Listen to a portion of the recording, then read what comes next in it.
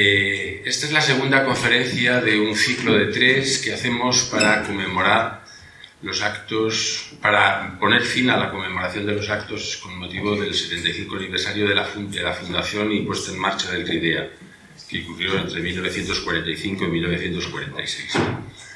Anteriormente habló el empresario Francisco Rodríguez, de Industrias Lácteas Asturianas Ceripicó. Hoy habla el profesor Juan Antonio Vázquez y la próxima, a finales de mes, hablará el expresidente del Principado, Juan Luis Rodríguez Vigil.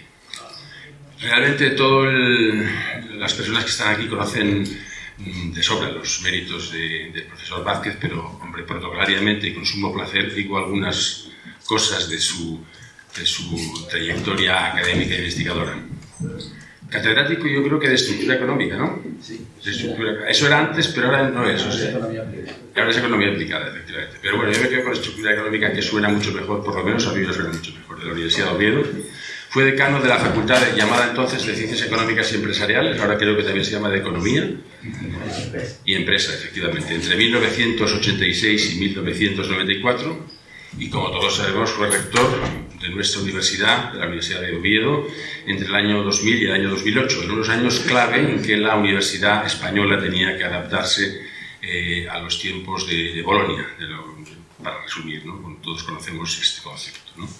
En esos años, además, cuando fue esos años de rectorado, ocupó entre 2003 y 2007 la presidencia de la Conferencia de Rectores de las Universidades Españolas, la CRUE. También momentos en que desempeñó esa presidencia de manera brillante, en que tuvieron que tomarse muchas decisiones al respecto, ¿no? Haciendo un resumen brevísimo de algunos de sus méritos, diré que es miembro de numerosos consejos de redacción de varias revistas, participante en 35 proyectos de investigación, que igual son más, pero es la última cifra que tengo yo oficial de la página web de la Universidad de Sesta, ¿no? Presidente del Consejo Asesor de la ANECA. Este es un puesto realmente importante, todos sabemos que es la Agencia Nacional de Evaluación, ¿no? Presidente que fue también del Consejo Asesor de Asuntos Económicos de la Presidencia del Principado. Fue vicerrector y sigue vinculado a la Universidad Internacional Méndez Pelayo, de la que fue vicerrector entre 1995 y 1999, y además es medalla de oro de esta misma universidad. Es académico correspondiente de la Academia de Ciencias Morales y Políticas y miembro de la Orden de Alfonso X el Sabio. Autor, coautor o director de 8 libros, director de 12 tesis doctorales al menos y autor de más de 100 artículos o capítulos de libros, muchos de esos artículos en revistas de alto impacto. Hoy nos va a hablar de la economía asturiana, Regreso al futuro. En su currículum hay muchas publicaciones dedicadas a Asturias, por tanto es un perfecto conocedor de la realidad económica asturiana y seguramente que también contribuirá a hallar soluciones para salir un poco del atolladero. Sin más preámbulos, le doy la palabra al profesor Vázquez García para que nos empiece su conferencia. Muchas gracias.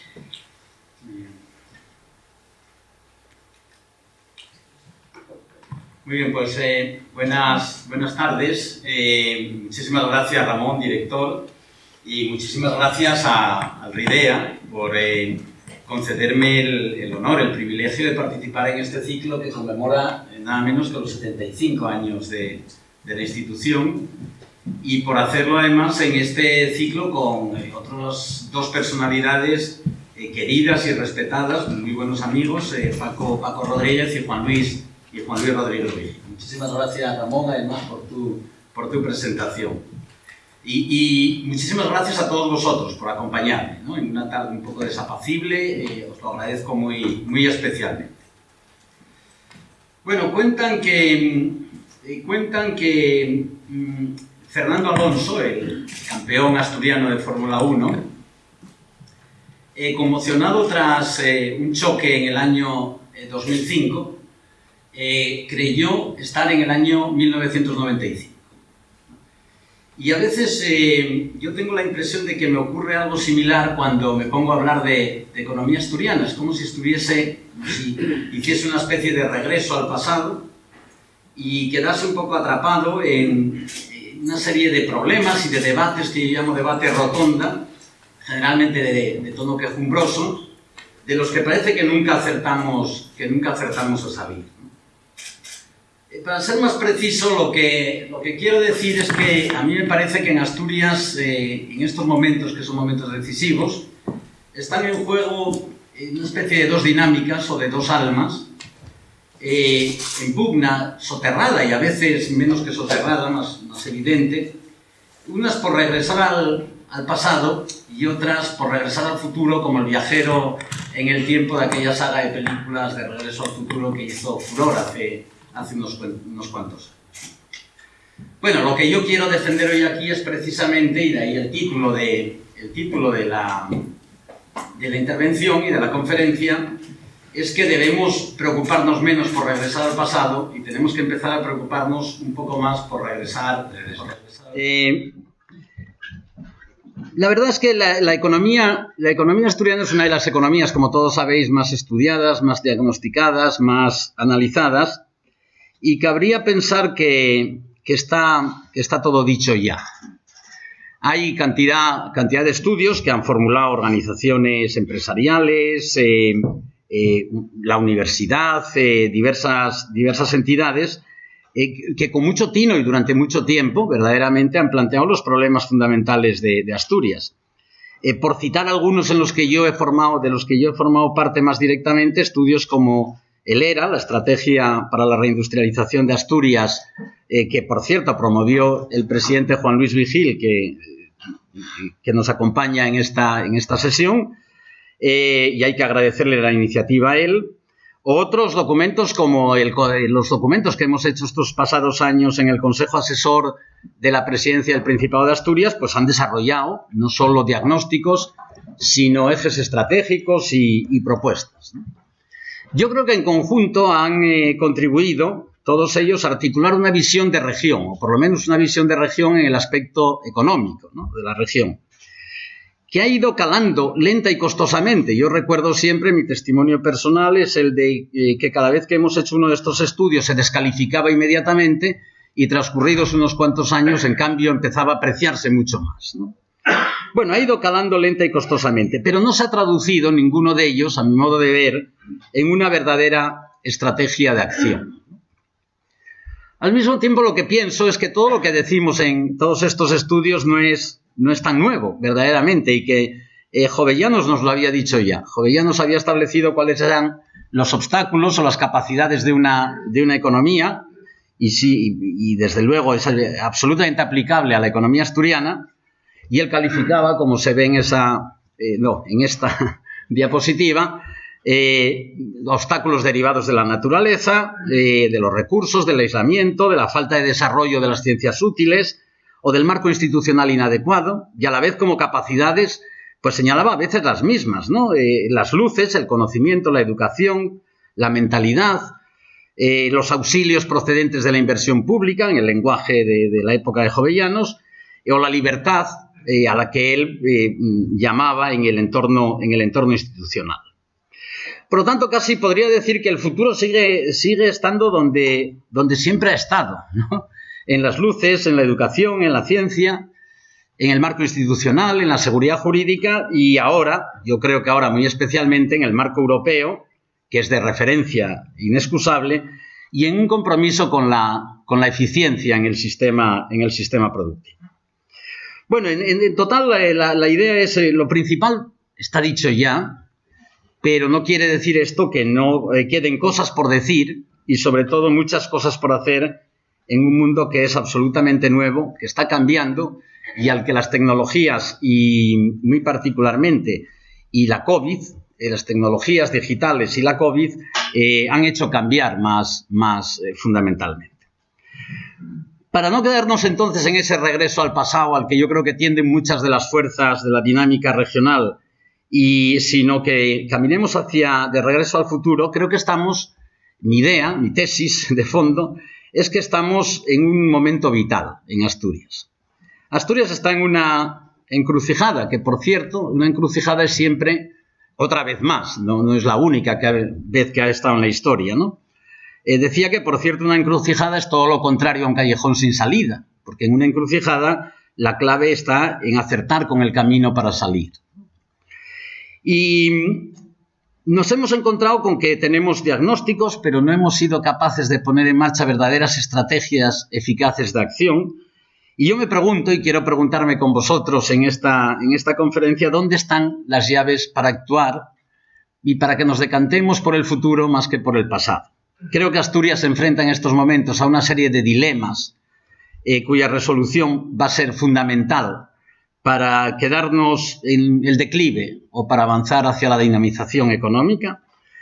Y creo que todo eso debería componer una estrategia de crecimiento, empleo y competitividad, que no soy tan pretencioso como para creer que yo puedo poner en marcha, pero sí que entre toda la sociedad asturiana debería contribuir a crear. Bueno, ese es el recorrido que os propongo a través de varios ejes, de varias ideas que compondrían elementos clave de estas estrategias para el crecimiento, el empleo y la competitividad en Asturias, en las que trataré no solo de referirme, y tendré que ser muy breve para no cansaros, pero trataré de no referirme exclusivamente al problema, sino a algún cambio de enfoque que creo que hay que producir en cada uno de estos aspectos que voy a mencionar, y haré referencia también a algunas tendencias nuevas que se apuntan en la economía global que no podemos de ningún modo ignorar, ¿no?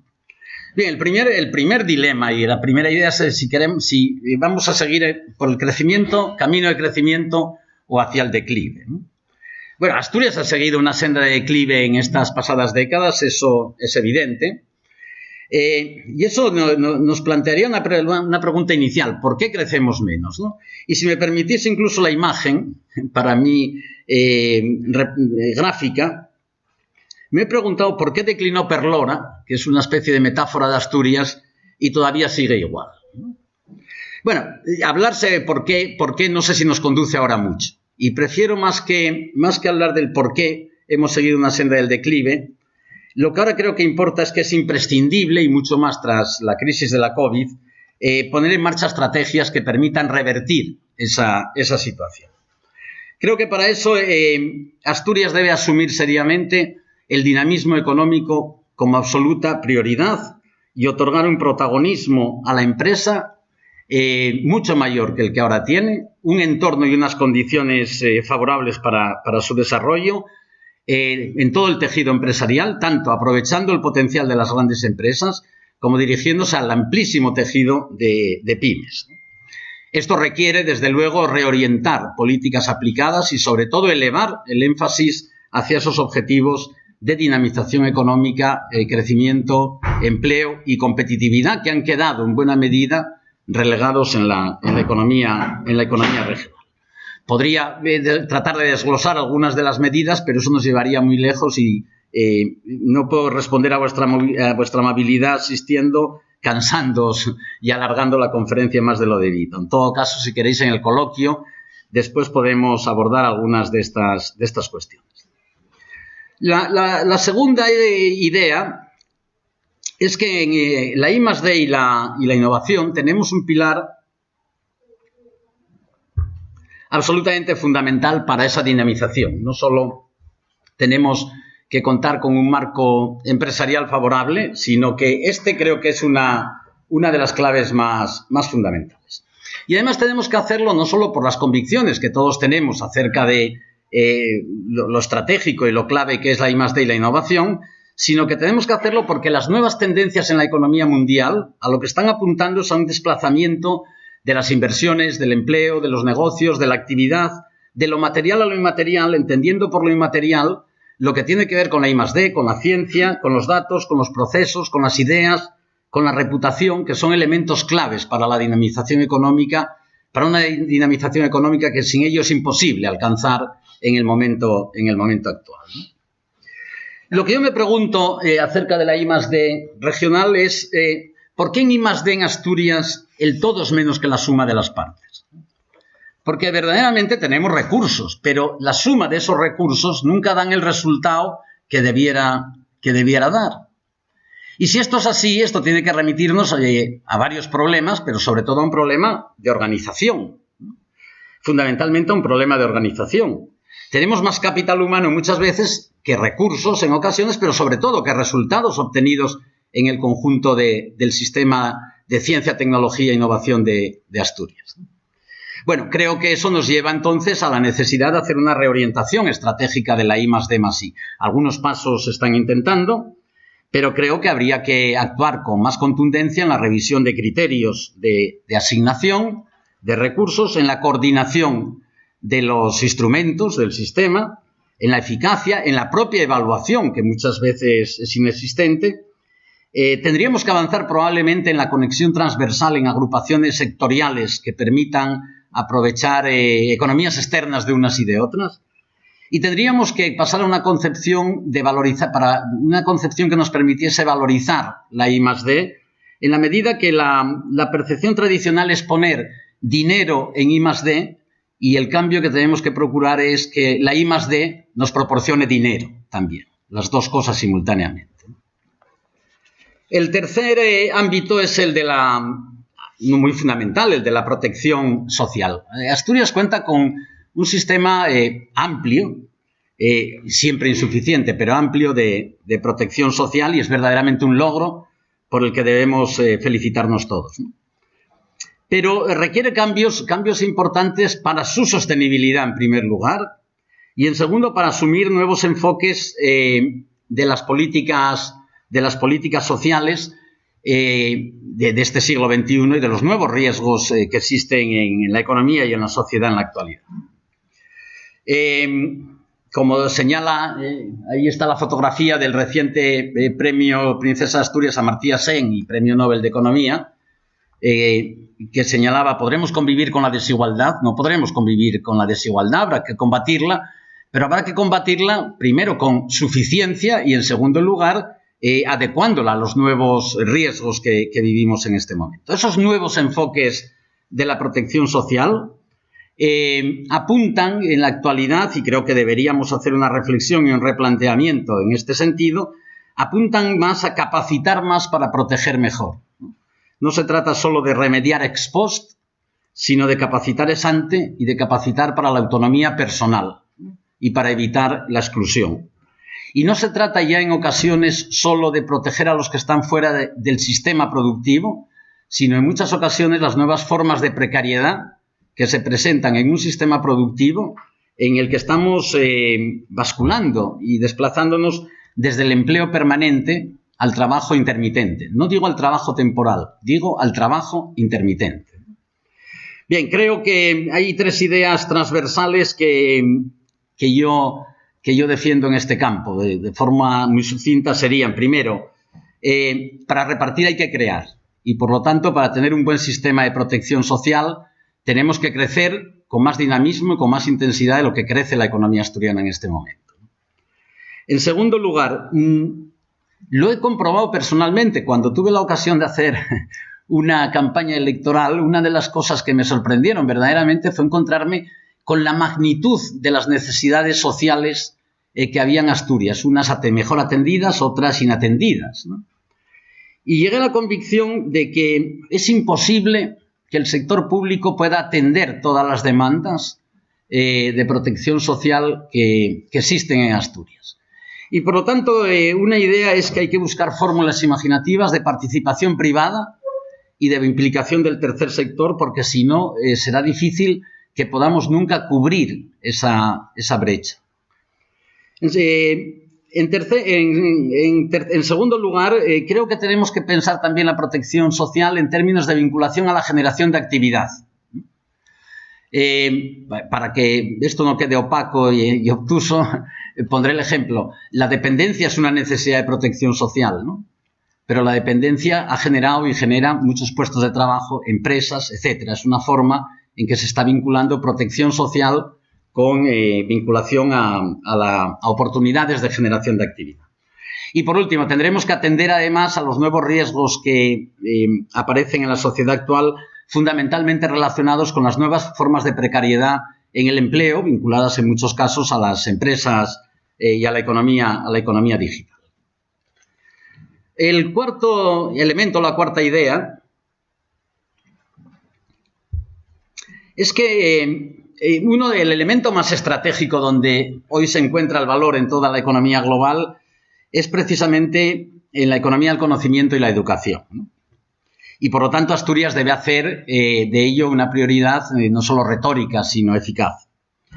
Partimos de la ventaja de contar con buenos niveles formativos, pero el diagnóstico es evidente también, pero bastante desaprovechados en muchas ocasiones y con problemas importantes de composición y de calidad. En el mundo están cambiando los flujos de formación e información. En la universidad, en la enseñanza, lo hemos visto, el aula es el mundo. Ya hoy cualquier estudiante hoy puede ir a mi clase en el Cristo, pero puede conectarse con la Universidad de Harvard también a través de un MOOC para seguir cursos de cualquier profesor, ¿no? Y en el mundo educativo, además, en todos los niveles se está produciendo una verdadera revolución en las metodologías y en los soportes que se están utilizando. Bueno, por eso yo creo que para Asturias, si de verdad quiere hacer una apuesta por este valor actual de la economía del conocimiento y la educación, debería al menos intentar algunas estrategias o algunas orientaciones de sus políticas, ¿no? Primero, la de modernizar verdaderamente los procesos en consonancia con lo que está ocurriendo en la economía mundial, ¿no? No podemos tener cambios metodológicos y cambios de soportes digitales y vernos como nos hemos visto a veces durante la COVID, que estábamos funcionando con una especie de coche ya fuera de mercado, ¿no? Frente a los nuevos reactores que hay en el mundo de la educación. Y además, deberemos incorporar una evaluación mucho más seria de los procesos educativos. En segundo lugar, creo que tenemos que revisar la oferta formativa de forma profunda y radical en nuestra región, especialmente en la FP Dual, porque la pregunta es, como señalo ahí, ¿cómo es esto? ¿Por qué sobran y faltan empleos a la vez? Si sobran y faltan empleos a la vez, es evidente que hay un desajuste en el sistema educativo y que algo habrá que hacer en la revisión de la oferta. Y no solo en la revisión de la oferta, sino en el estímulo de la demanda. Porque en muchas ocasiones podemos ofertar una titulación que sea adecuada con el sistema, para las necesidades del sistema productivo, pero que no vaya nadie, que ningún estudiante quiera ir, ¿no? Y por último, tenemos que mejorar en calidad. Y tenemos que mejorar en calidad fundamentalmente en la universidad, disponiendo de más posgrados de alta calidad y de proyección y atracción y atractivo internacional. La quinta idea, el quinto eje y a la vez el quinto dilema que se plantea, a mi modo de ver, en la economía asturiana, tiene que ver con la articulación territorial, ¿no? Asturias ha tenido tradicionales problemas de articulación, tanto externos en infraestructuras de conexión, como internos de ordenación del territorio. Y por unas razones o por otras, pues algunos todavía están pendientes, otros los hemos ido superando, razonablemente, pero con enormes retrasos. Y en ello una característica que siempre ha existido es que en lugar de procurar la cooperación, lo que se ha impuesto es la fragmentación, ¿no? Para articular el territorio creo que necesitamos una idea, una colaboración, una cooperación en lugar de la fragmentación que nos ha caracterizado, y por otra sumarnos a las nuevas visiones también y a los nuevos enfoques que se abren en la economía mundial en estas parcelas, ¿no? El territorio hoy se concibe en estos nuevos enfoques como un elemento de dinamismo económico y como un elemento de fuente de oportunidades, ¿no? Ya no es solo el territorio inerte, muerto, que es una especie de mapa sobre el que se pintan carreteras, ¿no? Sino que es, si me permitís la imagen, una especie de terreno en el que hay que sembrar y del que hay que esperar que florezca alguna cosecha. Y esa cosecha la interpreto en términos de dinamismo y de generación de actividad. Lo otro que está cambiando absolutamente y que va a cambiar radicalmente en los próximos años, pero ya de modo inmediato, son los esquemas de movilidad. Hay una nueva movilidad vinculada a todos los cambios que se están produciendo en el mercado laboral, en el mercado de trabajo, en las tecnologías, en el teletrabajo, en todo, ¿no? Bueno, pues todo esto nos debería orientar también para dirigir políticas en este terreno de articulación interna y externa y de conexión, además, con ejes como el eje noroeste, a los que tenemos vocación y necesidad de participar. Creo que en esto, como hemos puesto de manifiesto en alguno de los documentos del Consejo Asesor de Asuntos Económicos de la Presidencia, sería bueno que esa cooperación fraguase en la creación de más figuras similares a los consorcios que existen en la actualidad, pero en áreas, en otros ámbitos, en otros sectores, en otras áreas. No es muy presentable, me parece a mí, por ejemplo, que se hagan 5 campañas de difusión de 5 ciudades, 5 campañas turísticas en el extranjero de ciudades distintas de Asturias en lugar de una imagen común. Pero tenemos además que articular internamente algunos otros elementos que a mi modo de ver están absolutamente desaprovechados. Me pregunto ahí también, ¿por qué no hay aglomeraciones en el FEBE y me atrevo a añadir ni en el Musel? Sí, perdón, me he quedado atrás. ¿Por qué no hay aglomeraciones en el FEBE y me atrevo también a decir que ni en el Musel? Bueno, verdaderamente el ferrocarril, muy en particular, debe ser un elemento de articulación que está absolutamente desaprovechado. Pero tenemos también que atender a la transformación que se va a producir en las ciudades, muy fundamentalmente, por los nuevos escenarios laborales y la nueva movilidad. Creo que hay una revolución en marcha en las ciudades que puede contribuir verdaderamente a una articulación mejor y a una dinamización, sobre todo mayor, del territorio asturiano. El sexto eje, bueno, para que nadie se asuste, no lo he dicho, pero son 10, no son 20 ni 30. He reservado cuando yo voy a la mitad para decir que son solo 10, porque ya se quedan solo 5, ¿no? El sexto es evidentemente el reto demográfico, que tiene tintes absolutamente singulares en nuestra región y en el que las previsiones van absolutamente a peor, ¿no? Ramiro Lomba y Sadei lo saben muy bien y han hecho estudios. En la próxima década vamos a perder, según todas las estimaciones del INE, 100.000 residentes, ¿no? Vamos a tener más jubilados que cotizantes. Es verdaderamente asombroso, ¿no? Antes se decía que para sostener las pensiones había que tener como 3 cotizantes, al menos por jubilado, ¿no? Vamos a tener más jubilados que cotizantes en 2030, no en 2080, o sea, dentro de poco, ¿no? Y vamos a tener ocupados solo a 3 de cada 10. Son datos absolutamente aterradores, ¿no? De eso que luego lleva a los titulares de prensa a hablar del invierno demográfico, ¿no? No, yo no creo que se deba hablar de invierno demográfico y cargar las tintas de esa manera, pero sí a tomar conciencia plena, creo que se está tomando conciencia plena del problema, pero lo que se requiere es una sólida y eficaz estrategia. Y además una estrategia que tiene que ser tenaz y mantenida en el tiempo, porque en cuestiones demográficas las cosas no se cambian de hoy para mañana, sino que requieren un periodo largo, ¿no? El problema, uno de los problemas más singulares a los que se alude es el envejecimiento.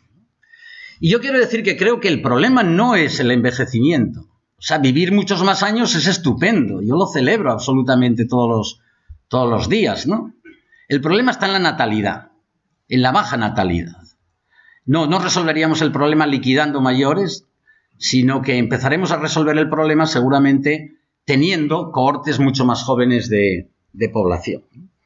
¿Qué podemos hacer para eso? Además de ponernos a tener hijos, quien esté en condiciones y en edad. Bueno, habría que sondear, primero, habría que tener políticas de familia de las que se carece en buena medida en Asturias. Es curioso y quiero resaltarlo porque incluso citar la palabra familia en las políticas a día de hoy está como mal visto. Hay palabras como que hemos proscrito, ya no solo las políticas, sino las palabras, ¿no?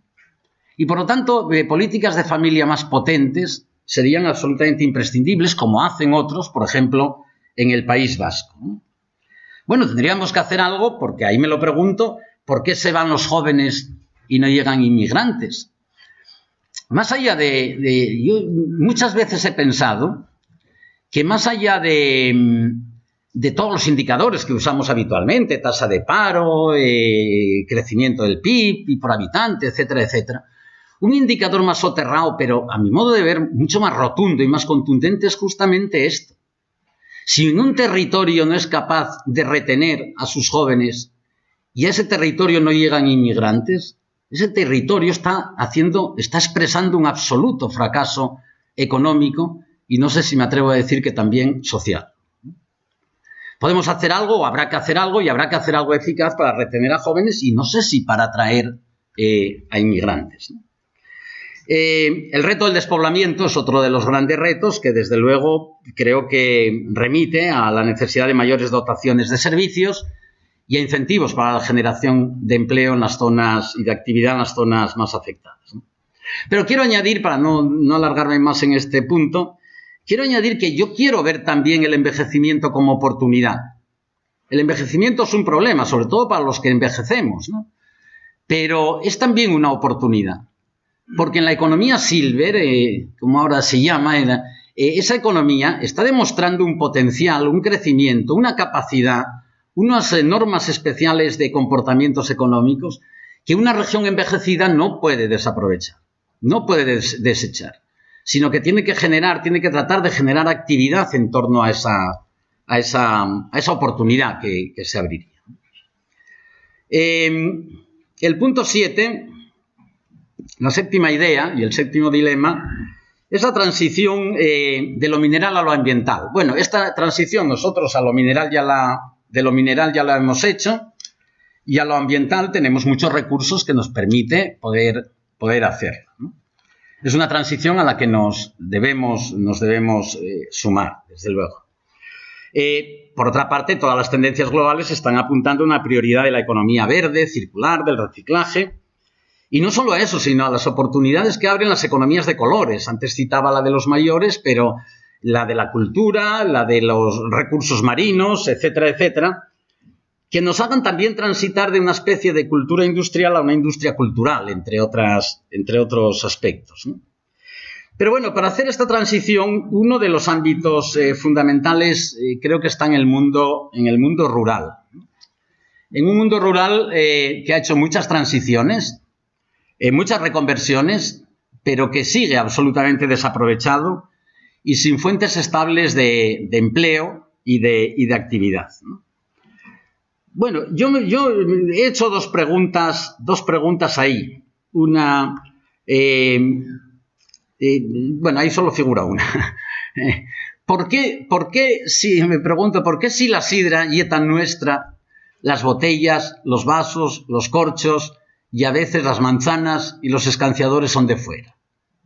No es que defienda yo un sistema autárquico ahora en que debamos producir todo lo que vamos a consumir.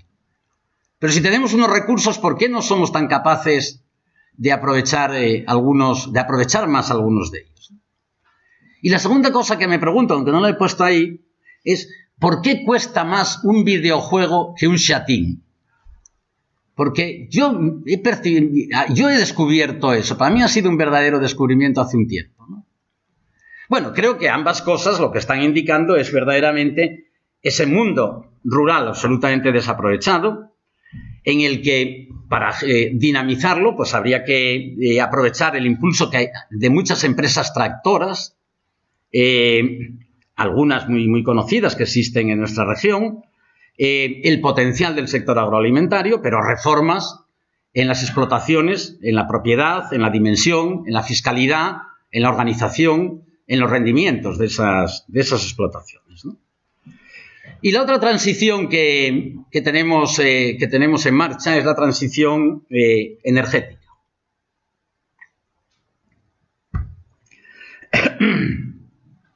Esa transición energética es imparable. A esa transición energética no nos podemos sustraer de ningún modo, ¿no? Pero simultáneamente creo que es un momento de decir que esa transición que tiene el apelativo de justa, a mí no me parece tan justa en estos momentos tal como se está llevando a cabo. Porque falta tino, faltan compensaciones, falta reparto de costes, falta gradualidad. La palabra transición a mí siempre me ha evocado gradualidad, ¿no? Y creo que estamos asistiendo a una situación en que a territorios como Asturias, y añado más, a segmentos de clase baja, son sobre los que están recayendo los costes fundamentales de la transición. Alguien debería pensar que son muy importantes los temas del fin del mundo, pero para mucha gente son muy importantes también los temas de llegar a fin de mes. Y que, por lo tanto, debería usarse eso no solo como un reclamo publicitario, sino verdaderamente revisar y reorientar muchos de estos efectos que son bien conocidos en las industrias electrointensivas, en el cierre de térmicas, pero también en el bolsillo de todos nosotros, en el coste de la luz o al llenar el depósito de gasolina. Y un incremento de precio lineal, como se sabe, es inequitativo siempre para los que tienen niveles de renta inferiores. El octavo punto es el que remite al desafío digital. Bueno, la digitalización es imparable también, es otra de las grandes tendencias de las que no nos podemos escapar ni ignorar, pero creo que es muy importante porque plantea cuestiones muy de fondo para la concepción general de la economía, ¿no? Con la digitalización se acelera la destrucción creativa schumpeteriana, es decir, desaparecen sectores y aparecen otros nuevos, aparecen nuevos tipos de negocios, nuevos modos de organización, pero es que están cambiando absolutamente las reglas de la economía, los paradigmas económicos. Yo creo que los economistas tenemos que hacer una seria reflexión acerca de cuál es ya la validez de muchos de nuestros postulados de teoría económica, porque han cambiado completamente, ¿no? Digamos, el paradigma de los precios, de formación de los precios. ¿Desde cuándo? ¿Cómo es posible que un bien homogéneo tenga un montón de precios distintos? Yo me he preguntado siempre, ¿cómo es posible? Y a veces me han dado tentaciones de hacer una especie de encuesta. ¿Cómo es posible que en un bien homogéneo, que es un viaje de avión Asturias-Madrid, haya 50 tarifas distintas entre los pasajeros que van en el mismo avión?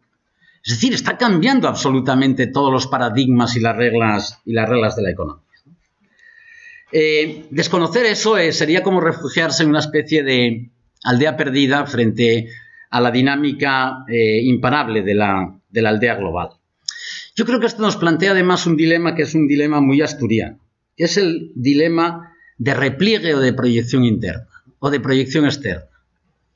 Lo decía al principio y lo reitero ahora. Creo que hay en pugna dos dinámicas. Una que lleva a lo emergente, a tratar de encajar, de orientarse en estas nuevas tendencias de la economía mundial, y otra tendencia en Asturias que nos lleva a replegarnos, pero a replegarnos para refugiarnos en nuestras identidades, ¿no? Es la búsqueda de identidades no para afirmar raíces que nos permitan salir, sino para refugiarnos en raíces y en identidades que nos protejan de la intemperie de lo que está ocurriendo en el conjunto de la economía global. Y esto es lo que nos va a llevar a ser verdaderamente una aldea perdida o una aldea global, que una dinámica se imponga sobre la otra, ¿no? Bien, aquí yo solo voy a decir, para ser breve, dos cuestiones. Creo que es imprescindible disponer en Asturias de una agenda digital y de inteligencia artificial potente, bien configurada, trabada con las empresas del sector, y que estudie además las oportunidades que la inteligencia artificial ofrece en múltiples sectores y en múltiples actividades de nuestra economía que hoy están todavía ajenas a esta situación. Y lo segundo que tengo que decir es algo que alude de nuevo al mundo educativo. Yo creo que el único lenguaje nuevo que tenemos que aprender, el único idioma nuevo que tenemos que hablar, es el lenguaje y el idioma computacional, y no otros. Y digo esto porque creo que es cada vez más necesario que verdaderamente en todos los niveles educativos, transversalmente en todas las materias, se empiecen a introducir enseñanzas y formación de este tipo, porque si no, los niños de mañana, los niños de hoy, cuando sean jóvenes mañana, estarán absolutamente fuera del contexto económico y social, incluso social. La novena, ya vamos hacia el final, la novena idea es la transición de los fondos mineros a los fondos europeos, ¿no? Tras la frustrada experiencia de los fondos mineros de estos años pasados,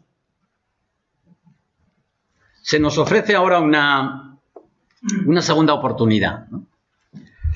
La publicidad en la materia dice, como figura en esa imagen, que España puede. Y yo me pregunto, ¿podrá Asturias esta vez? Y además de preguntarme, ¿podrá Asturias esta vez? Digo, es que esta vez Asturias tiene que poder, porque en ello se va a jugar verdaderamente mucho de su futuro, una gran parte de su futuro. Pero para que podamos, para poder, hay que tener en cuenta el carácter de estos fondos y, por lo tanto, tomar decisiones que tengan que ver con ese carácter, ¿no? Estos son fondos no para repartir, sino para invertir. Y esto nos lleva a la necesidad de pasar de una lógica exclusivamente distributiva, como la que dominó absolutamente en los fondos mineros, a una lógica creativa de actividad y en la que sea capaz de poner en marcha e incentivar multiplicadores fiscales que se traduzcan en generación de renta y en generación de actividad, ¿no? ¿Qué condiciones, partiendo de esta premisa, qué condiciones hay que pedir? Las condiciones de que los proyectos tengan consistencia en su elaboración, en su configuración y rigor en la forma en su aplicación, ¿no? Que consigamos hacerlo con eficacia y con agilidad y que se consigan superar cuellos de botella muy apreciables en el pasado, en la captación, de gestión y ejecución de fondos europeos. Y francamente, debo decir que para esto confío en que la Administración haga un esfuerzo, pero confío en que el esfuerzo mayor lo pueden hacer las empresas y que la clave va a ser la colaboración público-privada para el éxito de estos fondos. He visto algunos, yo no conozco el detalle, por lo tanto no me puedo pronunciar, pero en lo que he visto me ha dado la impresión de que los proyectos que se anuncian en Asturias, algunos de ellos parecen proyectos consistentes y bien elaborados, y otros, francamente, creo que se quedan mucho más diluidos, mucho menos concretados, y me temo, y espero que no sea así, que podrían ser simplemente un brindis al sol, ¿no? Y el último punto. Si sabemos todo esto, ¿qué es lo que nos paraliza la acción? ¿Por qué, como también señalo ahí, haciéndome una pregunta, ¿por qué parecemos tener la receta y nunca acertamos con el guiso para verdaderamente conseguir una dinámica de dinamización económica regional? Aquí es donde yo creo que hay que deslizarse, no le atribuyo toda la responsabilidad, pero hay que deslizarse desde lo que llamo el hardware productivo del que hemos venido hablando hasta ahora hacia el software institucional, ¿no? Porque lo que está claro es que muchos de los indicadores que se han recogido en estudios lo que indican es una debilidad y un bajo desempeño institucional en nuestra comunidad autónoma, ¿no? Y una escasa capacidad de la clase política verdaderamente para conseguir objetivos de modernización económica. Bueno, ahí vivimos permanentemente rodeados de debates simbólicos que paralizan la acción y que desvían y hacen olvidar los verdaderos problemas. Hay muchos valores económicos y sociales muy resistentes en la región. Los acuerdos sociales que se han alcanzado en muchos años recurrentemente, pues han tenido logros limitados de cara a los objetivos de crecimiento. La prueba, por si son necesarias pruebas frente a la imputación, creo que la tenemos muy recientemente en un debate del Estado de la región en el que, al menos yo como ciudadano, no he percibido que todos estos temas de los que estoy hablando formasen parte de lo nuclear y de lo sustancial de ese debate de la región. Y, sin embargo, otros temas simbólicos y mucho menos importantes, en mi modesta opinión, han acaparado toda la atención. Por lo tanto, es imprescindible mejorar la eficacia y las prestaciones del sistema político y del sistema institucional. Eso requiere muchas actuaciones. Una de ellas, clave, desde luego, es la de la reforma de la Administración, pero una reforma a fondo, profunda y modernizadora, de acuerdo con los nuevos enfoques que está tomando y las nuevas tendencias que está tomando toda la economía nacional, europea y mundial. Bueno, todo esto además se inscribe en un mundo que no podemos ignorar, que no podemos obviar. Vivimos en la edad del desorden, como llamaba el informe Reid, en una sociedad de la posverdad en que lo importante no es la realidad, sino la distorsión que se hace de la realidad. En un mundo en que las tecnologías, con todos sus logros, simultáneamente es como si nos hubiesen nublado la razón, verdaderamente. En un mundo de ganadores y perdedores de la globalización y de reformulación hacia un nuevo tipo de globalización, y con en un mundo que justamente por más riesgos y por los riesgos derivados de la pandemia ha supuesto un rearme de lo público y simultáneamente un giro iliberal y hacia los populismos, y un mundo que enfoca 4 grandes desafíos, a mi modo de ver: el del crecimiento, la desigualdad, las transiciones verde y digital, y la recomposición de una gobernanza y de un contrato social que nos unía y que se ha disuelto, que habría que volver a construir, ¿no? Bueno, de todo esto, volviendo al final a mi tesis inicial, de todo esto depende nuestro regreso al pasado o nuestro regreso al futuro. Y en este momento es lo que creo que está en pugna y con algunos visos preocupantes. Por eso mi mensaje y mi intención es la de procurar que esta sociedad se encamine hacia las apuestas de futuro, a orientarse con las nuevas tendencias globales, a aprovechar su potencial y sus capacidades, a salir de la aldea perdida para convertirse en aldea global. Y para eso termino citando a Eduardo Galeano, que decía: dejemos el pesimismo para tiempos mejores. Eso es lo que quiero hacer yo. Muchas gracias por vuestra atención. Muchas gracias al profesor Vázquez por esta magnífica conferencia y además, a pesar de todo, malgré tú, optimista. Con esto acabas precisamente tu intervención, ¿no? Bueno, como él ya anunciaba antes y es uso en la casa, vamos a abrir un turno de intervenciones, si las hay. Sí. ¿Alguien quiere hacer? Sí, adelante, Nacho. Sí, bueno, has tenido intervención espléndida.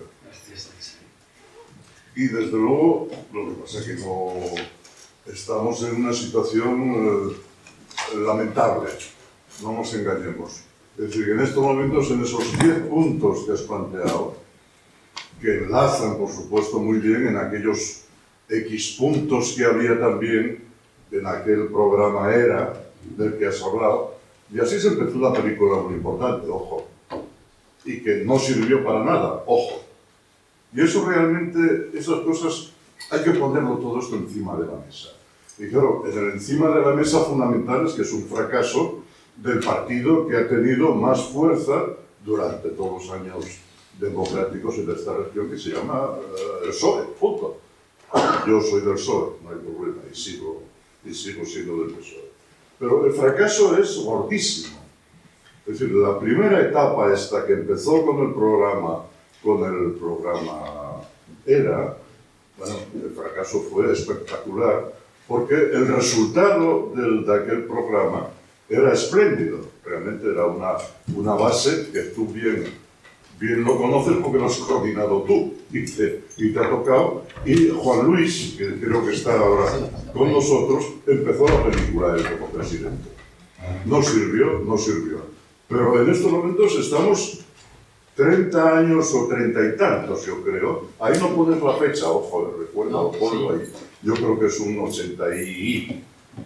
cuando se hizo... 90 se publicó 90. 90 y algo.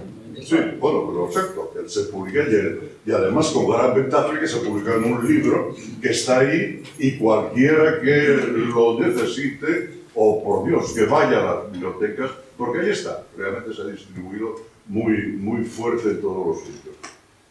Entonces, yo creo que estamos en en una situación que estamos muy complicado, diríamos. El tema de Asturias estaba ya complicado, sigue complicado y está todavía peor, continuamente peor. Entonces, realmente el problema es dar importancia, por ejemplo, a esto que acabas de publicar, que acabas de plantear, y que, ojo, el propio Juan Luis tiene la otra dentro de unos días, tiene otra intervención en la que realmente yo le pediría, y no hace falta ni que pedírselo, me imagino, que él tiene una buena ocasión para hacer ese balance también, ¿no? Y a partir de ahí tiene que empezar otra película. Y realmente, si no, el fracaso es absoluto. Es decir, no es casualidad que en los 10 puntos que tú has planteado ahí, no aparece el Bable en ninguno de esos 10 puntos. Bueno, es tan ridículo que en estos momentos nuestro Partido Socialista, su problema importante en estos momentos que tiene es el Bable. Bueno, el Bable estaba ya solucionado. Es un problema, no es problema, estaba ya solucionado, etcétera, etcétera. Entonces es una alegría en estos momentos el gran tema que sacas a relucir ahora es el Bable. Por favor, es decir, de los 10 puntos, cualquiera de esos puntos tiene que estar en esa intervención y no precisamente el que ahora la polémica que hay y en la Nueva España por lo menos y en el Congreso que también sale bastante está el tema del Bable. Es decir, por favor, es una historia muy ya planteada hace tiempo y hay incluso algún profesor vuestro, universitario por supuesto, de la universidad, ha respondido muy bien ahí, planteando que es una historia del Bable que es un fracaso y punto. Pero es un fracaso histórico que empezó siendo un fracaso porque luego acabó, diríamos, con el castellano que fue el que nos controló absolutamente esta región nuestra y no tuvo el menor problema el seguir con la historia. En fin, yo creo, provoco este tema un poco, primero porque estoy muy cabreado y segundo porque es una buena ocasión para empezar el debate. Yo creo que tiene que haber debate, se acabó, porque este debate que empezaste hace ya 30 años no funcionó. Y ahora, por favor, no que el próximo debate diríamos que ya empieza ahora, o que hay que provocarlo, si no, es decir, que sea otro fracaso, pues bueno, vale. Los viejos no tenemos problemas porque realmente los viejos ya estamos aquí. Y nos quedaremos aquí ya de por vida y punto final. Y hablaremos con los turistas, a lo que les contaremos nuestras batallitas de Asturias, se lo contaremos a los turistas por la calle. Ese es el problema. Eso es lo que hablamos nosotros. Sí.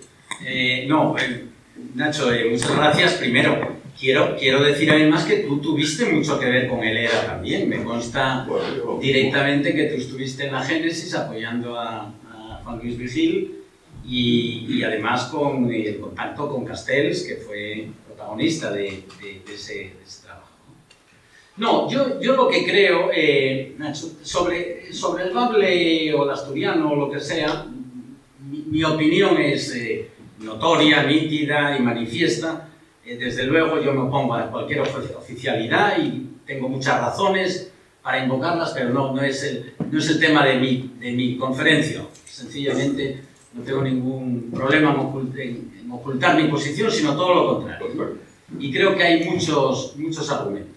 A mí lo que me, además de esos argumentos, lo que me preocupa es cómo ese tipo de debates que llamo simbólicos han desplazado los verdaderos debates que debemos tener en la región. Es como si hubiésemos huido esa especie de huida hacia ninguna parte, de viaje hacia ninguna parte, en que refugiados en lo propio, lo que hacemos es escondernos frente a la intemperie de todo lo que está pasando en el mundo, a donde debiéramos salir y donde se va a jugar nuestro verdadero futuro. Eso es. Por eso yo, al menos, como universitario y desde el ámbito que me compete, lo que quiero es invocar esas ideas, plantear la batalla de las ideas. No voy a admitir que nos las destierren, no voy a admitir que lo simbólico ni que los mensajes de ficción verdaderamente se impongan sobre los problemas reales. esa realidad, eso que es muy propio de los populismos, por un signo y de otro por una parte, y muy propio de esta sociedad de la posverdad, que ciertamente nos ha creado ficciones para que no nos enfrentemos con las realidades a las que nos debemos enfrentar. Mi idea es esa, ¿no? Porque creo que además esta vez es decisivo, es absolutamente decisivo. Todos los tiempos son decisivos, pero a mí no sé si porque me hago mayor, me parece que es todavía más. Y por lo tanto, en lo que a la batalla de ideas y a la batalla por el relato compete, la universidad debe estar ahí y yo como universitario quiero estar verdaderamente ahí. Creo que una de las grandes perversiones de estos momentos es que se nos ha cambiado el relato absolutamente. Se han creado relatos de ficción a los que hemos sucumbido como si fuésemos personas a las que se nos ha nublado la razón. En vez de ciudadanos nos han convertido en públicos y se ha hecho de todo, en lugar de razón, emociones, y en lugar de reflexión, espectáculo. Sí. El debate se anima, la verdad, con esta primera intervención. O sea que espero que haya alguna otra intervención más. Sí, yo veo que sí. Bueno, muchas gracias, Juan, por las ideas que nos has transmitido. A ver, yo tengo en relación con alguna de esas ideas, sobre todo en relación con los fondos europeos y la situación en la que estamos ahora. Yo creo que llegó el COVID y ha habido estamos todavía ahí luchando contra esta amenaza, ¿no? Pero ya veníamos con problemas, buscando problemas de la gran recesión, y ahora llega el Next Generation. Y yo tengo la sensación que estamos, es como una especie de fondo salvador, proyectos orientados básicamente en dos áreas, ¿no? Y que pasan bastante lejos de nuestra región. Y de hecho, algunos de esos proyectos que están ligados con la transición energética y demás, de hecho, estaríamos hablando casi de una desindustrialización de Asturias, porque muchas de estos sectores van a perder empleo, van a perder mercado, ¿no? No por los fondos, sino por la evolución de la economía. Y yo lo que me da la sensación es que nos falta, teniendo en cuenta que tenemos una estructura cuasi federal, no es federal, pero es cuasi federal, nos faltan mecanismos autonómicos y nacionales, pero de complemento de esos fondos, porque esos fondos no van ni al oriente ni al occidente ni a muchas partes del centro. Y creo que pensar, que a lo mejor es la sensación que yo creo que hay en la sociedad también, ¿no?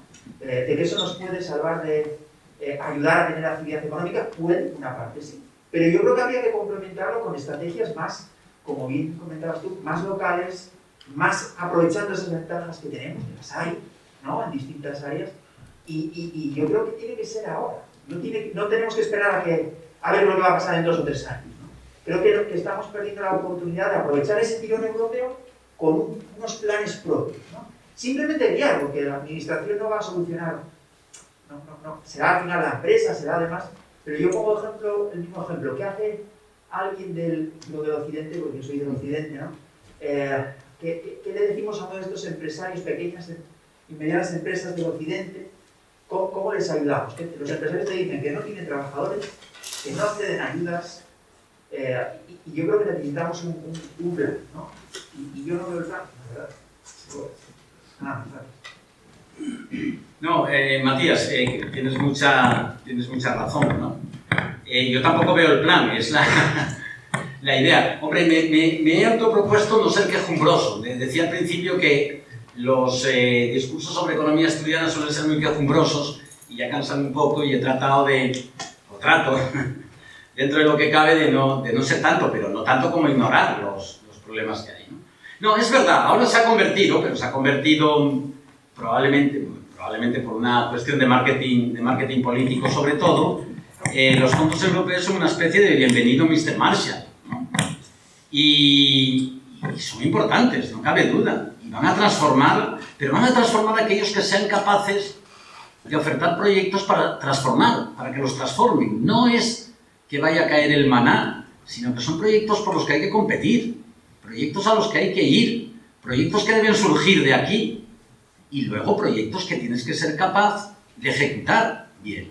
Yo tengo muchas reservas y francamente, lo he dicho con toda claridad, tengo más confianza en la capacidad que tienen empresas para actuar en sus sectores, que conocen bien, que en todo el aparato de la burocracia de la administración, con todo el respeto y con todo el esfuerzo que me consta que seguramente van a hacer, ¿no? Pero bueno, para hacer proyectos de hidrógeno verde, que parece la nueva panacea, pues supongo que una empresa que trabaje en eso sabrá más, ¿no?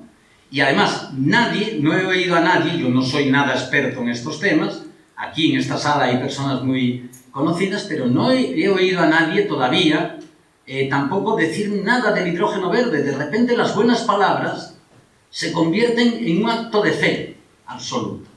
Y es como si nos hipnotizasen y como si ya tuviésemos que ir por ahí. Yo querría preguntarme, pero bueno, ¿el hidrógeno verde hay demanda o no hay demanda? ¿Cuánto coste tiene o cuánto coste no tiene? ¿Cuánta energía no verde va a consumir y durante cuántos años va a consumir la energía no verde? ¿Va a pasar como con el carbón, que aquí lo tenemos malo y entonces nos va a entrar el hidrógeno verde por el puerto del Musel importado? No sé, preguntas. Ustedes han oído, vosotros, perdón, ¿habéis oído que alguien haya preguntado en el Parlamento regional que haya hecho preguntas como estas más allá del bable? ¿Y de la amabilidad o inamabilidad del bable? No. Entonces, bueno, eso pone claramente de manifiesto el punto con el que cerraba, es decir, la inadecuación absoluta del marco de referencia institucional y el debilísimo, por no decir negativo, desempeño de la clase política regional. Tampoco quiero convertirla yo en el bulto sobre el que tirar piedras más fácilmente, ¿no? Pero creo que, como lo decía antes Nacho, llevamos desde el año 95 con algunas ideas que aquí, otra característica es que siempre han conseguido ir calando como la lluvia fina, como el orvallo, porque somos de tierra de orvallo, pero muy levemente y durante mucho tiempo, habiendo pasado mucho tiempo hasta que te das cuenta que estás mojado. Y el día que te das cuenta que estás mojado, es tarde ya para poder volver a ponerte seco. Ese es uno de los problemas, que esta región tarda tanto en asimilar verdaderamente los procesos que al cabo de cuando los ha asimilado, el mundo ya ha cambiado y ya son otras las cosas que importan. Muchas gracias. Y más preguntas. Sí, Mario. Bueno, pues Juan, enhorabuena, como siempre la presentación ha sido magnífica y no podemos más que estar felicitando por ello, ¿no? Yo, simplemente una pregunta. La primera pregunta que se hizo hacía mención a que llevábamos 30 años de políticas que no habían tenido éxito.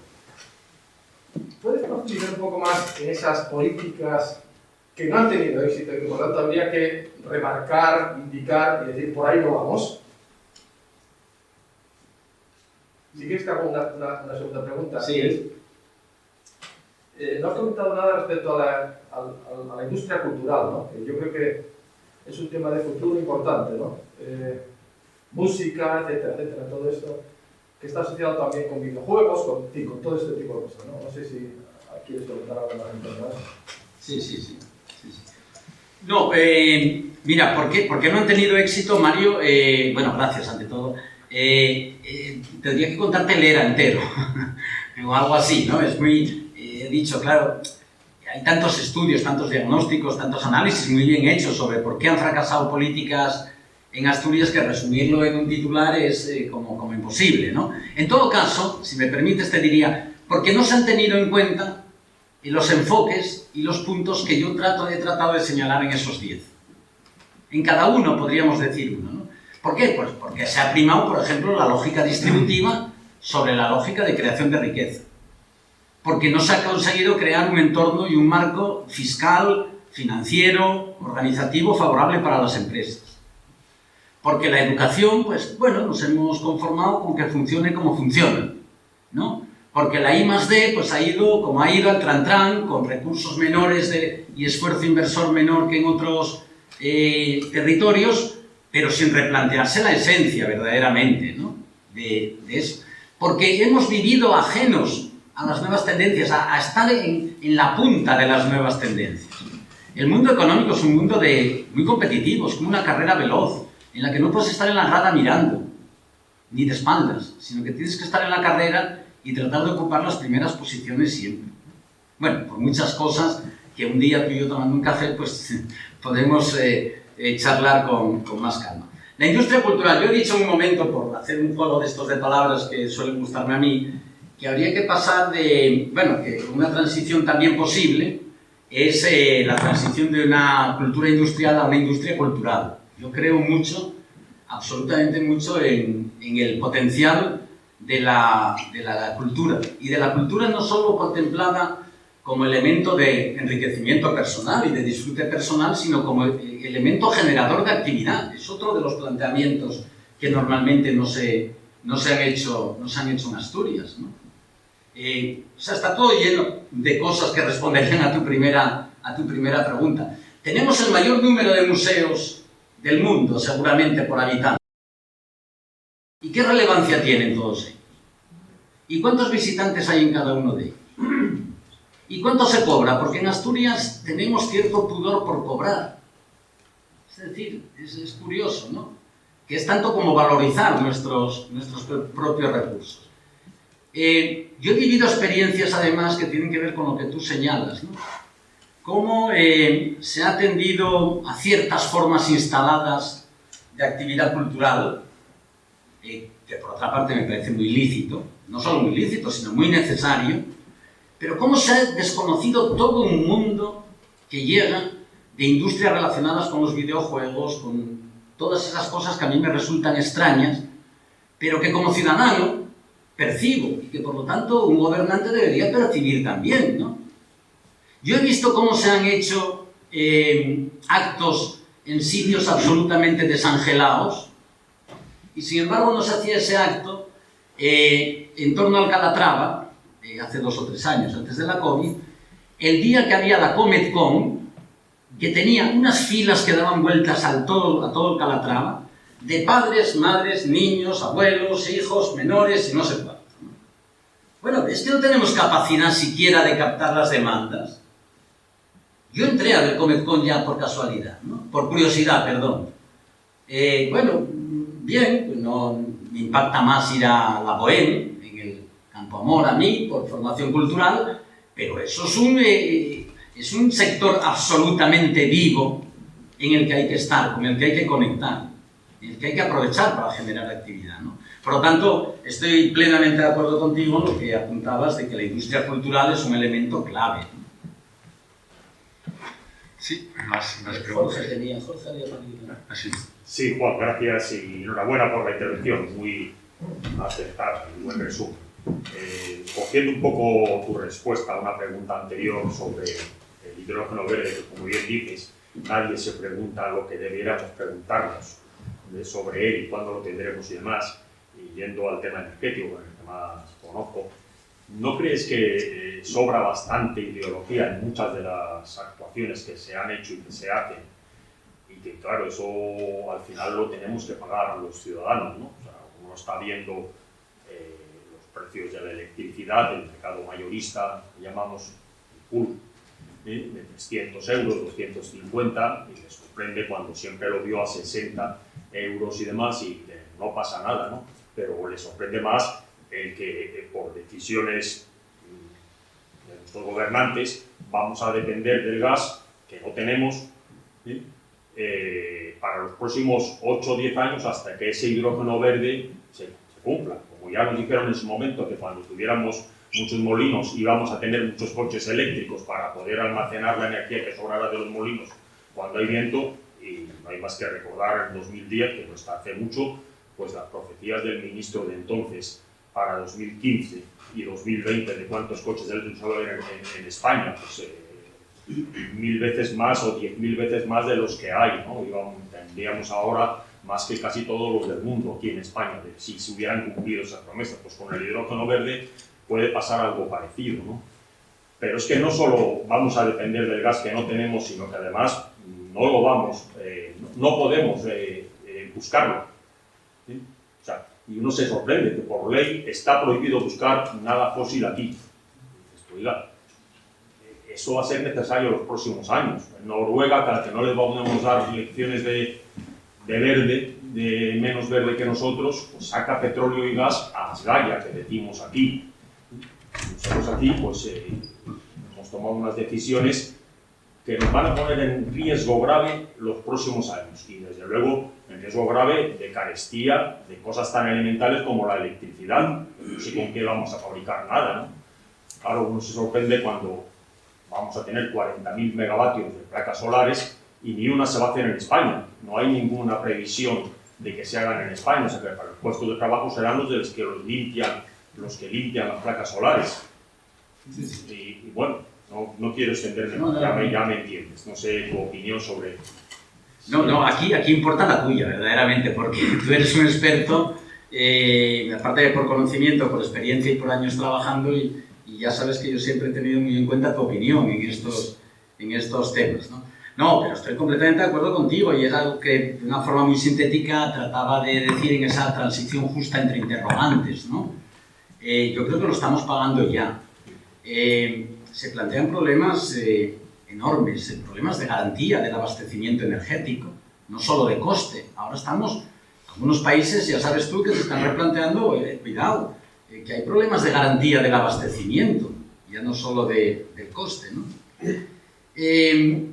Mira, yo me pregunto también, pongamos un ejemplo, ¿no? Cuando yo digo que además recae no solo sobre territorios, yo partía de la idea de que gradualidad para mí es tiempo y es compensación, ¿no? Y aquí por fundamentalismo, básicamente, se ha optado por tomar decisiones radicales, rotundas e inmediatas, ¿no? Pero pongamos un ejemplo, ¿no? El coche eléctrico, y además atrapados en unos dilemas que la política sabe manejar muy bien. El marketing de la política sabe manejar muy bien. El coche eléctrico, ¿quién se va a oponer al coche eléctrico? ¿Quién se va a oponer a la electrificación de la economía y a que no emita gases de emisiones de efecto invernadero? ¿Quién? Nadie, ¿no? Pero el problema es que después tenemos que preguntarnos pero vamos a ver, pero usted se da cuenta, ¿cuánto va a costar el coche eléctrico cuando yo lo tenga que comprar? Porque a día de hoy un coche eléctrico, que yo sepa, cuesta bastante más que un coche normal. Y por eso digo que no es equitativa el reparto de los costes de la transición, porque recae sobre unos segmentos más que otros. Y tendría que preguntarme, ¿y el día que tengamos todos coches eléctricos después de haber conseguido salvar al planeta, que lo tenemos que salvar, cuando yo me enganche para cargar el coche, ¿cuánto me va a costar esa energía eléctrica? ¿Me va a costar mucho más que la gasolina hoy? Claro, porque entonces, mire, es que así es muy fácil gobernar. Si gobernar consiste en poner lemas, que además se venden que son amables, que se venden muy bien a la población, y que generan este efecto, además, a mí me parece irritante, de que todas las empresas sean verdes hoy. Hoy ya hasta para comprar un colchón te anuncian que es sostenible. Supongo que es sostenible porque te sostiene en el colchón, ¿no? Entonces te ponen unas niñinas rubias y unas hojas cayendo y no sé cuánto, porque todo es verde y sostenible. Bueno, pero me cuesta mucho más. Ha destruido muchos empleos.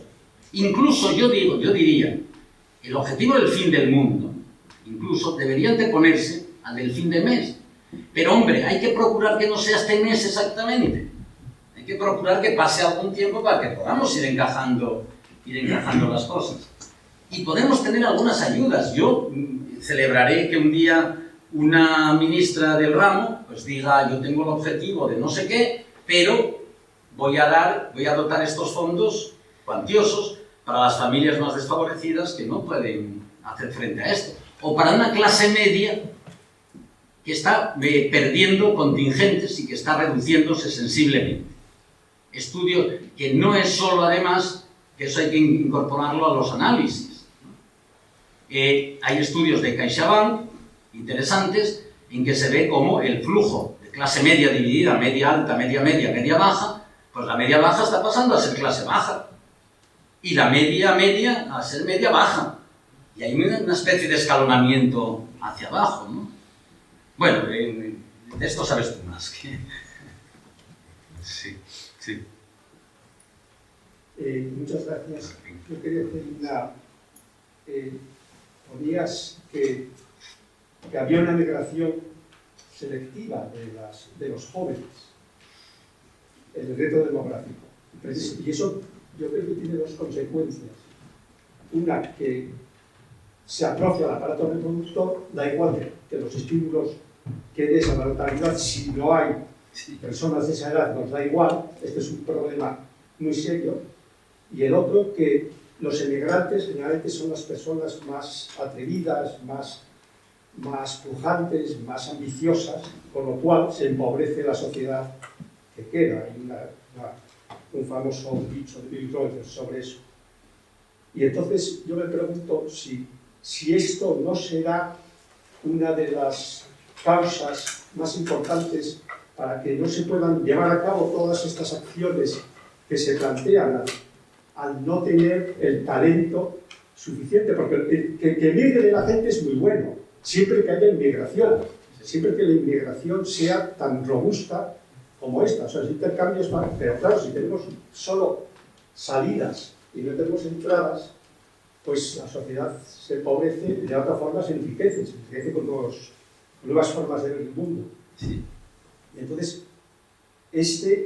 yo creo que, bueno, me pregunto, ¿cómo se puede llevar a cabo todo eso cuando hay una administración que está empobrecida, cuando hay una sociedad menos pujante, que no atrae?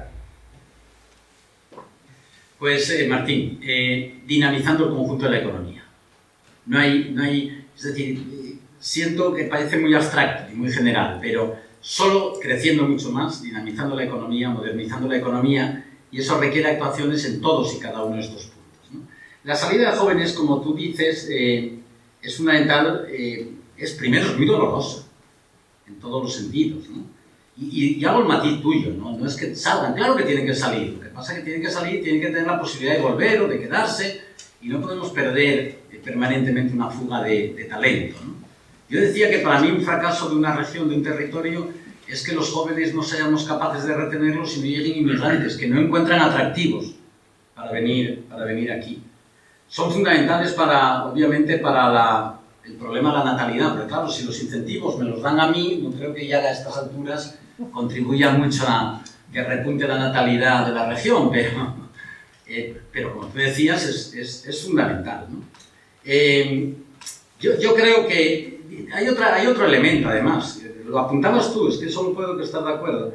Decías, no es solo un problema económico, es un problema de dinamismo, porque es cierto que el dinamismo está sobre todo en los jóvenes.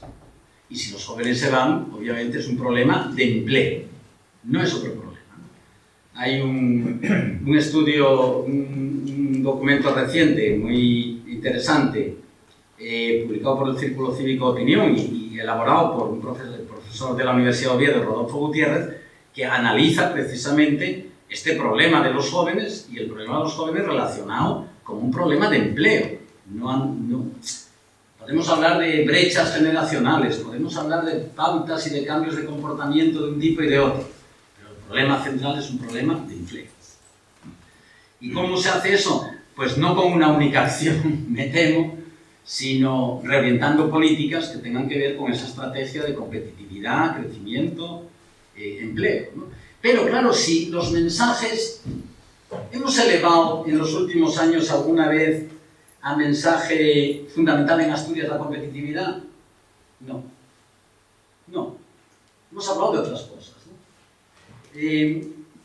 Hemos hablado de temas económicos relevantes verdaderamente y de políticas eficaces para los jóvenes, retórica pura. Hasta ahora, retórica pura. Hemos hablado alguna vez de coste de oportunidad en esta región en que se cree que es posible gastar todo, lo que sea, lo que haga falta, porque es que como si los recursos fuesen infinitos, ¿no? Ya sabes, y además no lo hemos sentido nunca. Hay una cosa en infraestructuras que es pavorosa, yo se la cuento a mis alumnos y me atrevo a decirlo hoy aquí. La variante de Pajares, que es absolutamente necesaria, el túnel, es absolutamente necesario, pero nadie ha tenido en cuenta el coste económico. Es que la variante de Pajares, el coste que ha tenido es exactamente igual que el de la reforma del Canal de Panamá, que es verdaderamente asombroso. Yo mantengo ya irónicamente y como chiste que creo que por eso se inundaron los túneles de la variante, porque si habían costado tanto como el canal de Panamá, quisieron hacerse navegables, ¿no? Entonces, vamos a hacernos navegables también. ¿Hemos tenido en cuenta, en consideración, alguna de estas variables alguna vez en los últimos años? Ahí instalado además en la sociedad una especie de idea de que tenemos derecho a todo y obligación de nada. Podemos disponer de todos los recursos porque no son finitos. Tenemos unos niveles de renta y de bienestar que hemos alcanzado milagrosamente en este país y que hay que reivindicar en décadas, que no los vamos a perder nunca porque son como una especie de dones de la naturaleza que forman parte del derecho natural. No, mire, es que los países, las economías, unas veces suben y otras bajan. Unas décadas ganan y otras pierden. Unas veces elevan los niveles de bienestar y otras retroceden. Pero hemos instalado en el mercado de la política, de los relatos, del relato que domina la sociedad, incluso de los jóvenes, de nuestros hijos, como que, bueno, los niveles de bienestar son niveles a los que tenemos un derecho adquirido que nunca va a caer y que no hay que pelear día a día. Y para mí eso me parece una seria responsabilidad. Pero bueno, ya sabemos que triunfar en los mensajes públicos en estos momentos no es una cuestión de razón, sino de emoción, no es una cuestión, en el fondo, de proponer retos, sino de vender promesas. Y ese es el problema. Los dos a la vez, bueno. ¿Igual Luis atrás también? Sí, bueno, vamos a ver con la señor. Hola, buenas tardes. Muchas gracias por la presentación. Yo no soy asturiano, soy castellano y algunos de los 10 puntos que ha citado pues los tenemos en común, sobre todo de la despoblación, de la poca capacidad de retener jóvenes y demás. Pero luego también ha habido algunos puntos en los que ha hablado de encrucijada, de distintas decisiones, de dinamización de la economía y también de coste-oportunidad, lo cual implica una especialización, es decir, en dónde puede ser que Asturias tenga sus ventajas para especializarse. Está muy claro, por lo menos visto desde fuera, el tema del turismo cultural, la naturaleza, y ahí Asturias tiene siempre alta ocupación hotelera y demás, pero más allá de decir, bueno, pues como hace poco leía un artículo sobre Ayer que se ha reconvertido a turismo industrial, donde se puede visitar los pozos mineros y demás, es decir, ahí está claro que Asturias tiene una ventaja total, pero más allá pero eso en realidad tampoco va a retener muchos jóvenes, ¿no? ¿Cuáles serían, desde su punto de vista, esos puntos donde Asturias se podría especializar? Bueno, gracias. No sé, bueno, esto también hay literatura y estudios sobre ello, y hombre, es evidente que hay sectores claros, ¿no? Sectores que tienen que ver, en Asturias en particular, además, con segmentos industriales muy arraigados, el sector del metal, por ejemplo, química, sectores industriales que más que en Castilla y León probablemente tienen arraigo. Otros sectores que tú has citado, otro con potencial es el agroalimentario, indudablemente. Tú has citado el turismo, todo lo que tiene que ver con lo medioambiental también, la vinculación a eso. Bueno, hay muchos, ¿no? El problema, los dos matices que quiero hacer son los siguientes, ¿no? Primero, dos o tres. Primero, las ventajas cambian, van cambiando. Y lo que decimos hoy que son sectores con ventaja, a lo mejor mañana dejan de ser. O no dejan de serlo, pero otros se te adelantan. Y por lo tanto, esto de definir teóricamente como un manual ventajas, bueno, hay que tener un poco de cuidado. Segundo, el otro problema es que todos decimos tener ventajas en lo mismo. A mí eso me llama la atención, ¿no? Porque tú coges y dices, turismo en Castilla y León, sin ninguna duda también, y en Extremadura, y en Aragón, y en Andalucía, ¿no? Y medio ambiente también. Industria cultural, ¿quién considera que tiene menos industria cultural que otros? Por lo tanto, cuidado, porque también todos estamos suponiendo que tenemos ventajas en lo mismo. Y las ventajas muchas veces están muy dirigidas a un público interno. Y las ventajas acaban contrastándose verdaderamente cuando captas públicos internacionales y en mercados exteriores, ¿no? Y por último, el tema de la ventaja comparativa o competitiva, hoy ya no es un tema, a mi modo de ver, de un sector o unos pocos, sino que es un tema de muchos pocos, en lugar de pocos muchos, ¿no? Son muchos pocos sectores que vayan generando actividad vinculados a territorios o a zonas, ¿no? Esa es mi idea. Sí. Vicente. Gracias Juan por la exposición. Dos cosas, una breve y otra más bien opinión que pregunta. La primera es, hablamos dentro de Asturias de la despoblación, de las salas, del centro y demás.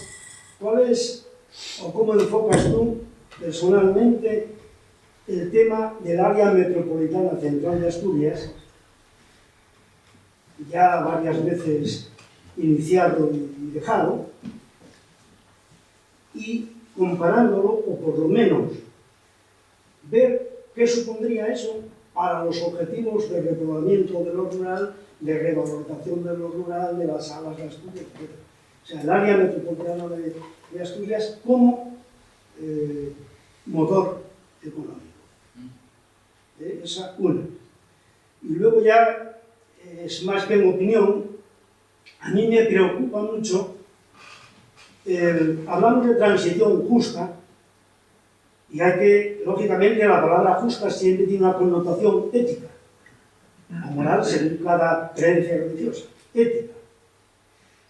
Podemos hablar también de globalización injusta o justa.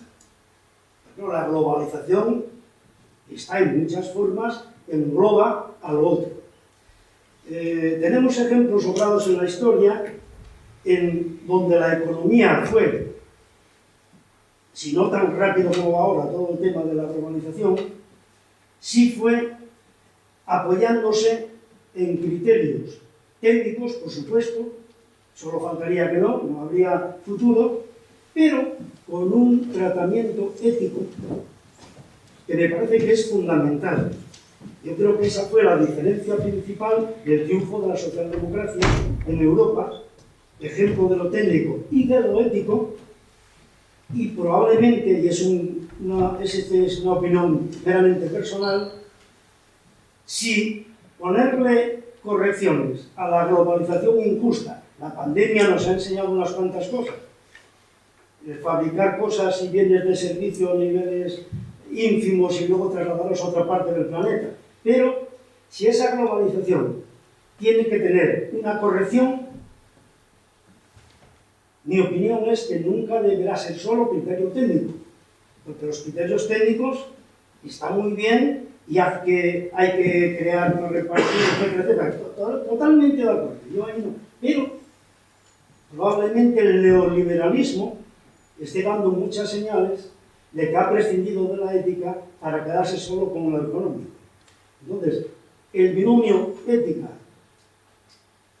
y liberalismo, urbanismo y técnica, a mí personalmente me parece que sería muy peligroso dejar soslayar la parte ética prácticamente siempre. No, muchas gracias, Vicente. Vamos a ver, rápidamente. El tema área metropolitana central, yo creo que desde el punto de vista teórico era impecable, es impecable. Separados somos poco, juntos somos algo más. Hay que aprovechar economías externas de aglomeración, etcétera, que se generan, aunque me da la impresión, y dinamizar, por lo tanto, el territorio como motor económico requiere esa agrupación, no me cabe duda. Me parece que es un tema que ya se ha abandonado. No sé por qué razones, porque en el ciclo político pues ha subido y ha bajado, ¿no? Y ahora toca bajar y no sé si reaparecerá dentro de unos cuantos años, tarde. Ya, seguramente tarde ya. En las áreas rurales yo creo que requieren otra cuestión, otros elementos. Las áreas rurales más extremas, ¿no? Porque las más cercanas al área metropolitana central quizá no, ¿no? requieren otro tipo de políticas, otro tipo de actuaciones, y yo nunca vería esto en esos términos que se ha visto a veces de confrontación entre la metrópoli y lo rural. Creo que lo que hay es que tener políticas intensas y eficaces en ambas líneas.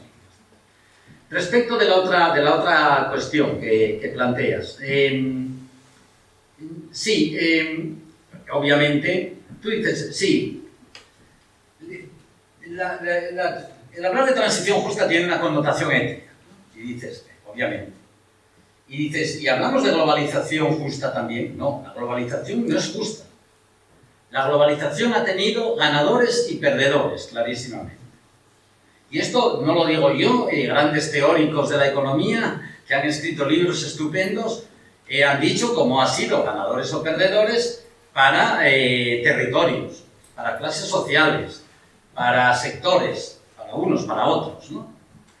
Y es más, quienes más injustamente tratados, contra lo que muchas veces se cree, se sienten por la globalización, no son precisamente los más desfavorecidos, sino las clases medias europeas, que tenían niveles europeas y norteamericanas y canadienses, que tenían niveles más altos de renta y que son los que han sentido más la caída por la globalización, y precisamente los que han evocado mundos del pasado, de la era victoriana y de los imperios, y han votado Brexit en el Reino Unido y han votado a Trump en Estados Unidos.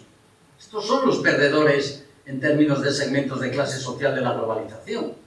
Ahora, el que la globalización no sea ética, y que por cierto esté mutando absolutamente con la pandemia y que haya cambiado a otro nuevo tipo de globalización, que no sabemos muy bien cuál es, pero está cambiando.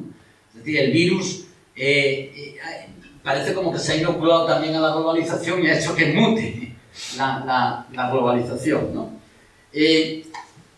Pero el que eso sea así no quiere decir que se justifique que cualquier operación, con ponerle un apelativo bonito, sea ya ética. Es decir, yo claro que defiendo la ética en la economía y que creo que es fundamental en la economía, ¿no? El problema es que lo no ético en economía no es patrimonio exclusivo del neoliberalismo, sino que lo es también y sobre todo en los momentos actuales del populismo, que se ha apropiado de buenas palabras para hacer lo que le da la gana. Es decir, poner a las cosas es muy bonito, decir transición y añadirle justa, porque hay un listo de marketing que le pone justa y luego es absolutamente injusta. Pero vende muy bien. Es muy bueno decir, de esto saldremos todos juntos, pero luego cada uno sale por donde puede. Pero queda muy bien. Entonces, hay una utilización de la ética en la retórica política, en el lenguaje político, en los mensajes políticos, que a mí me parece indecente, francamente. Y por lo tanto tengo que decir, cuando creo que no responde la realidad a los apelativos que se han puesto, que es una pura maniobra de falseamiento de la realidad y de manipulación política. Sí, Juan Luis. Sí, no, yo... Me parece que has dado una conferencia muy valiosa, que, como la idea va a publicar, lógicamente va a poder tener una difusión importante. Me parece que los 9 puntos... ¿Se oye? Sí, sí, sí. Un poco más alto. Si te levantas y hablas un poco más alto, mejor. Voy a intentar hablar más alto, aunque... Bueno, los 9 puntos, eso. Al final ocurre como en el libro de Monterrón. Al final aparece el elefante sería.